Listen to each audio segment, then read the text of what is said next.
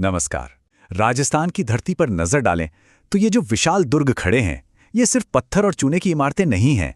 असल में ये गवाह हैं उन अनगिनत कहानियों के, जहां इंसानी हौसले ने, जरा सोचिए, प्रकृति की हर चुनौती और समय के हर थपेड़े को मात दी। तो चलिए आज इन्हीं शानदार किलों की कहानी में थोड़ा और गहरे उतरते हैं और जानते हैं कि आज के दौर में भी ये इतने अहम क्यों हैं।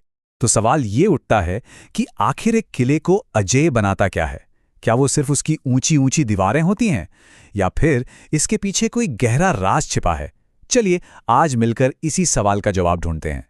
तो सबसे पहले ये समझना जरूरी है कि ये किले आखिर बने कहाँ थे। जरा सोचिए, एक तरफ तो है थार का रेगिस्तान, जहां पानी की हर एक बूंद की कीमत सोने जैसी है, और दूसरी तरफ मध्य एशिया से होने वाले हमलों का खतरा हमेशा सिर पर मंडराता रहता था।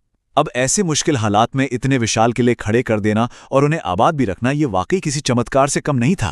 तो किसी भी किले को अजेय बनाने का जो फॉर्मूला है ना, उसका पहला और सबसे जरूरी हिस्सा है उसकी बनावट।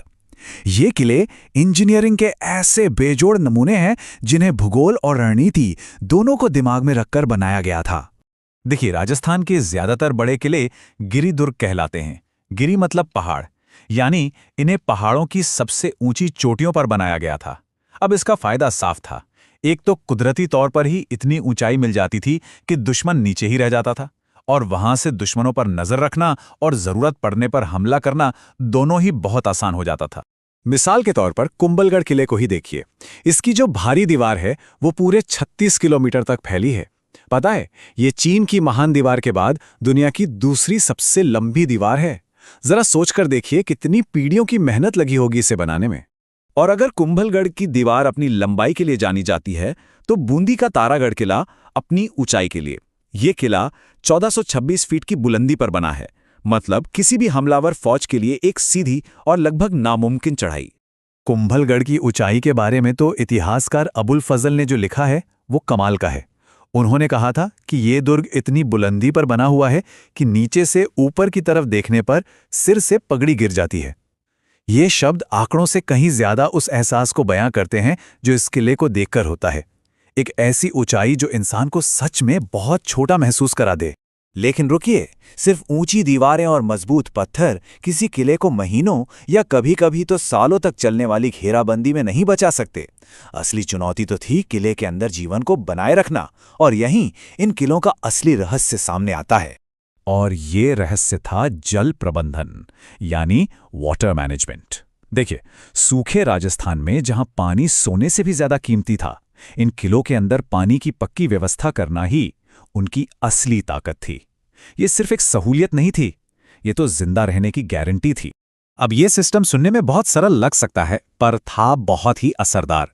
होता यह था कि बारिश के पानी को छतों और ढलानों से इकट्ठा किया जाता था, फिर उससे छोटी छोटी नहरों के जरिए बड़े बड़े भूमिगत टैंकों, तालाबों और बावड़ियों तक पहुंचाया जाता, और वहां उसे पूरे साल भर के लिए जमा कर लिया जाता था। एक बूंद भी बर्बाद नहीं होती थी। और यही सिस्टम हर किले की लाइफलाइन था। जैसे चित्तौड़गढ़ में 80 से ज्यादा पानी के सोर्स थे, जिनमें तालाब और बावड़ियां शामिल थीं। जयगढ़ में जमीन के नीचे विशाल टैंक थे जो पानी को साफ रखते थे। मेहरानगढ़ में तो रानीसर और पदमसर जैसी झीलें चट्टान काटकर ही बना दी गई थीं। और जैसलमेर का तो पूरा वजूद ही बाहरी घड़सिरसर झील पर टिका हुआ था। तो एक तरफ मजबूत आर्किटेक्चर, दूसरी तरफ बेहतरीन वाटर मैनेजमेंट, लेकिन एक तीसरा और आखिरी हिस्सा भी था जो किसी भी पत्थर या पानी की व्यवस्था से कहीं ज्यादा ताकतवर था, और वो थी इंसानी भावना, इंसानी जज्बा। जब दीवारें भी जवाब दे जाती थीं, तब इन किलों के रक्षक अपनी आखिरी सांस तक लड़ते थे। और जब हार सामने खड़ी होती थी, तब इतिहास की दो सबसे दर्दनाक प्रथाएं सामने आती थीं। महिलाएं अपनी इज्जत और सम्मान को बचाने के लिए जौहर करती थीं, यानी आग में सामूहिक आत्मदाह, और पुरुष केसरिया कपड़े पहनकर साका करते थे, मतलब किले के दरवाजे खोलकर दुश्मन पर आखिरी बार टूट पड़ना, ये जानते हुए कि अब मौत निश्चित है। ये सरेंडर करने के बजाय सम्मान को चुनने का आखिरी फैसला होता था। इतिहास ऐसे कई बलिदानों का गवाह रहा है। 1301 में रणथंबोर में, 1303 में चित्तौड़गढ़ में, और फिर करीबन 1312 में जैसलमेर में अलाउद्दीन खिलजी के हमलों के दौरान। 1422 में गागरोन के किले ने भी होशंग शाह के खिलाफ ऐसा ही साका देखा। ये सिर्फ हार की दास्तानें नहीं हैं, बल्कि ये हिम्मत की बेमिसाल कहानियां हैं। और ये जज्बा सिर्फ अपने असली किले तक ही सीमित नहीं था, ये आन और वचन के लिए था। कुंभाहाड़ा की एक अविश्वसनीय कहानी है। उन्होंने तारागढ़ के एक नकली मिट्टी से बने किले की रक्षा करते हुए अपनी जान बेधी। क्यों? सिर्फ इसलिए क्योंकि उनके राजा ने उस किले को जीतकर अपनी एक शपथ पूरी करने का वचन लिया था। ये थी वचन की कीमत, जो जान से भी ज्यादा बड़ी थी। तो पत्थर की ताकत, पानी की व्यवस्था और इंसानी जज्बा, इसी फॉर्मूले ने इन किलों को सदियों तक अजेय बनाए रखा।